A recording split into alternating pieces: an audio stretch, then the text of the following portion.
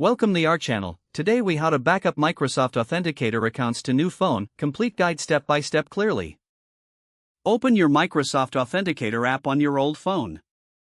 Tap on the three dots located in the upper right corner. Select Settings from the drop-down menu. Look for the option labeled Cloud Backup or Backup. Turn on the Cloud Backup toggle if it is not already enabled. Follow any prompts to sign in with your Microsoft account.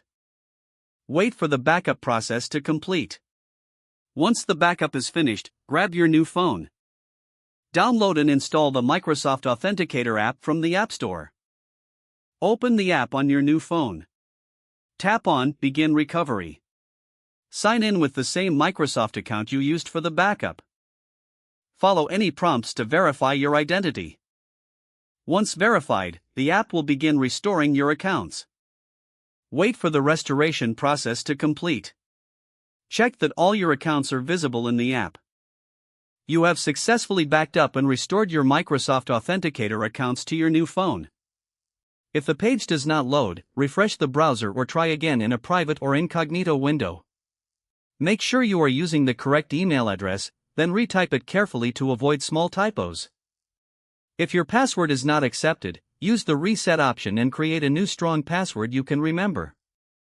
Check your spam folder for verification or security emails, then complete any requested confirmation steps. Enable two-factor authentication if available to improve account security and reduce unauthorized access risk. After signing in, review your profile details so your contact information and settings are accurate and current. If you see an error message, note it down and try again after restarting your device and internet connection. Log out when you finish, especially on shared devices, to keep your account and payment information secure.